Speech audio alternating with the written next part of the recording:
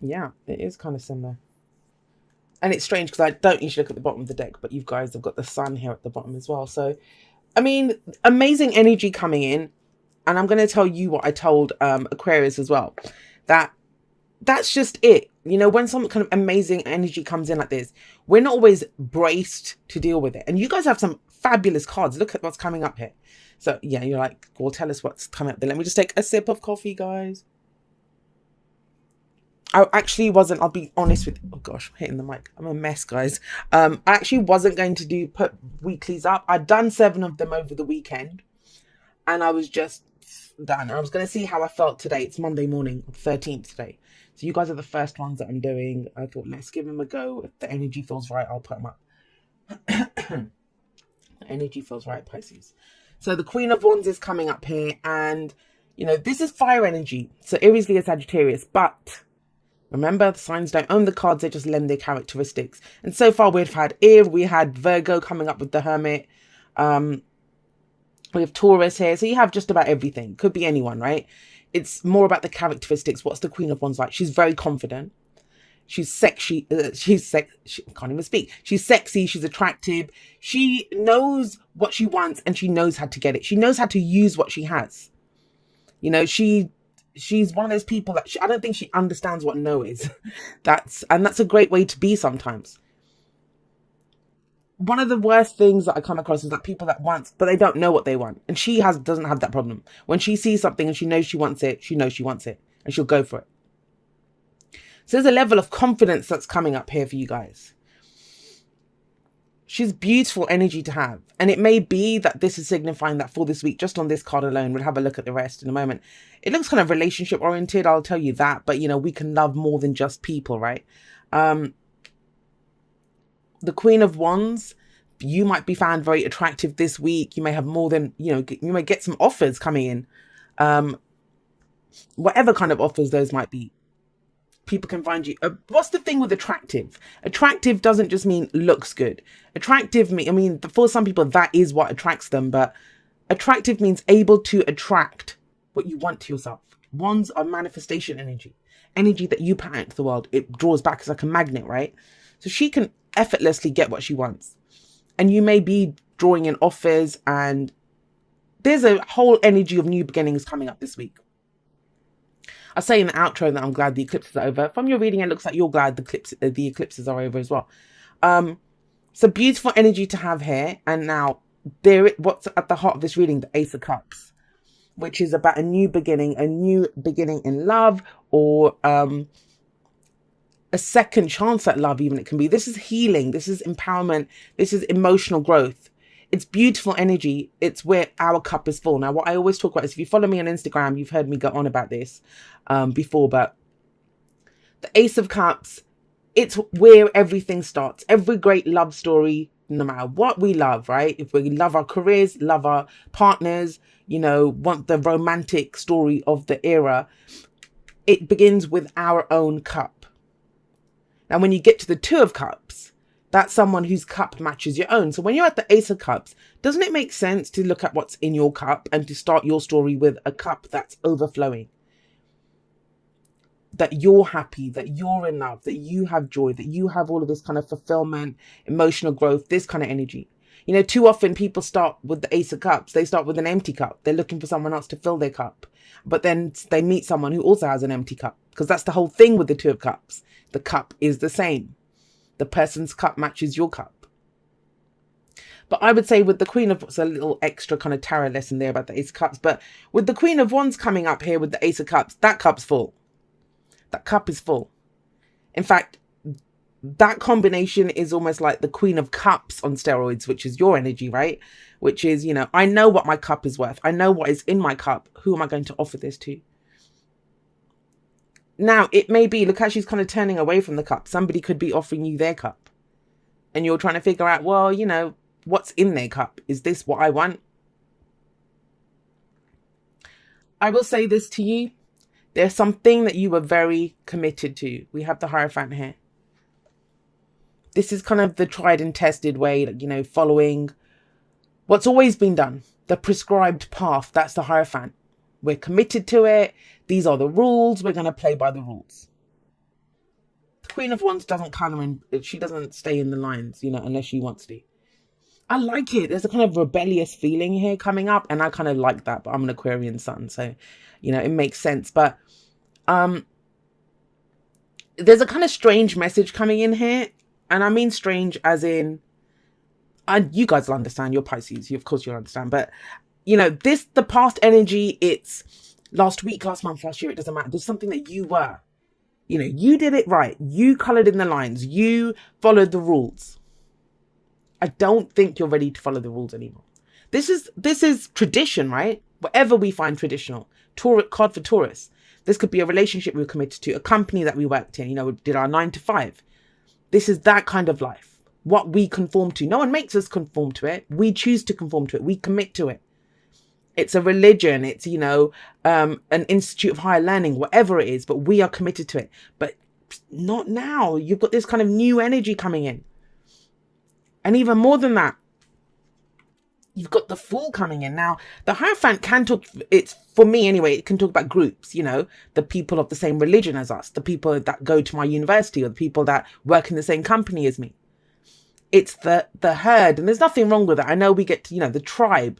It's that we choose to conform to those rules that group or that tribe adheres to. Not anymore. We've got the Fool. This is you setting out on your own. This is a brand new beginning. A major new life cycle is beginning for you. And there's a kind of go, go, go energy here, Pisces. Because you have the Fool here. The Fool doesn't have a map. That's what I mean about this rebellious kind of nature. You've had it. You had commitment. You had something stayed and kind of tried and tested and true. And you knew what this was. And it's all good, right? Comfortable. We have the Hierophant in our life for a reason. Because it brings us stability and support. It brings structure to our lives. But whatever has, got you wanting to feel a new way, or you have this desire, it's a new emotional cycle, whatever it is that you love. It's about loving something. You're ready to go in a totally new direction. This is about the experience. You're in it for the experience. And I love that the Queen of Wands is here. I mean, he's very similar to the Knight of Wands for me. Both the Knight of Wands and the Fool, they both are in it for the experience. They don't care what happens. He doesn't have a map. He doesn't even care where he's going. He's dancing around near the edge of a cliff. Why? Because he knows he's going to land on his feet. He's in it just for the experience, something new. There's a very kind of, as much as I love the Hierophant, I never used to, but I do. I love the Hierophant. Every card has its place. Every energy has its place. There's a sense of, I just want to be free. This is very stifling energy compared to where it goes. And the Fool doesn't know. Like I said, it's a complete leap of faith because there's no guarantees. You don't know what's coming up on the path. And you're going into uncharted territory. But it's all good. She knows what she has. She's not even the Knight of Wands. She's the Queen. She has even more sass than the Knight of Wands. That she can do this. So this week kind of feels like, may not be the beginning of that, but it's, you are setting out. You're deciding, I'm ready to go again. I'm ready to start a new adventure. I'm going on this new journey. And yeah, I don't know where it's going to lead me, but I'm going to do it. Now, we have the where does this lead? It leads to the 6 of Cups, which is what I said. It's kind of, it goes in a cycle because this is the past. The 6 of Cups talks about the past, nostalgia. And what is in the past, the Hierophant. I feel like you commit to something new. You commit to something new because as much as you do want the freedom and you want a new experience, you do like this. I mean, who doesn't? That's why I said it brings structure, right? It's nice to commit to something. It's nice to say that I'm part of this. This is what I believe. This is my tradition. It may be a new spiritual belief for some of you. This is very spiritual energy. This very spiritual energy. This may also be about shining. I mean, the Queen of Wands, she to me is the celebrity in the tarot. The King, Queen of Wands, they are made to be in the spotlight. But you could be shining your light in a different area altogether. So for some of you, this could be, I mean, we have the 4 of Wands coming up as the advice. I'll go back to the 6 of Cups in a moment. And this is, this could be a change of house, a change of job, changing the energy around you. But this card is also one of commitment. With the 6 of Cups coming up here, I think you remember, think about it. You're going to remember the good aspects of this. Nostalgia. This is not bad. This can be, yes, someone comes back from the past, a situation or event, but, you'll know about that. There's no surprises here. There's no tower coming in. You're kind of headed that way. If you're in, a connection with someone, this is kind of a new beginning for that. It goes in a totally different direction. You want a new experience, and you can make that happen. It's not about leaving people behind. There's no breakup energy here. All the cards are really positive. This might all just be happening internally. Like someone could look at you, Pisces, and see that you're shining a little brighter, but not see any of this happening. Because all of this can be internal. And a lot of the shifts that have been taking place have been internal for people. A change of what you commit to. Thinking back and remembering that the good aspects of, if you're completely single, this might be that, maybe you've been completely single. Maybe you've been okay, kind of wandering around on your own, experiencing life, enjoying your freedom. And now you remember the good aspects of being, or, the more fulfilling, there is no good or bad, but, the commitment, enjoying that, the structure of being in something. The same goes if you've been traveling, then you might like what am I trying to say? The structure of being kind of in a place, being part of a group, being part of something. Or work, maybe you've been freelancing. I can see the Fool as being someone who freelances. And then you're like, well, maybe I'd like to be part of a company again. But you remember the things that appeal to you. The Six of Cups can be rose-tinted glasses, so just remember that we can just remember the good aspects of something when we get the Six of Cups here. But we have the Ace of Cups above it. So whatever it is that you liked about the past, this Hierophant energy, whatever that means for you, you do it in a new way. It's a brand new cycle. It's not about doing the same thing again. And why can you do it that way? Well, we have the Four of Wands coming up as your advice. This tells you have a great foundation. A great foundation here. Whatever you've been doing, it's amazing. Beautiful foundation to build on. But where are you going to take that? These two both talk about commitment. It's kind of amazing because if you have a look at this, right, so let's start from these two. The Queen of Wands and the Fool. They're very much about the experience, about the enjoyment, the passion, the creativity, the faith that this will happen or what I want will happen or I'll just enjoy the experience. That's those two. Then we have this emotion in the middle, Ace of Cups, Six of Cups coming up. Doing something new, but that's a brand new cycle. But this is something fueled from the past when things were more innocent, when things were beautiful. Reconnecting with that could be a situation from the past that comes back, but this time it's less structured. It's more kind of, you're able to do it in a way that you want to do, that's more emotionally fulfilling for you, and then you can truly commit.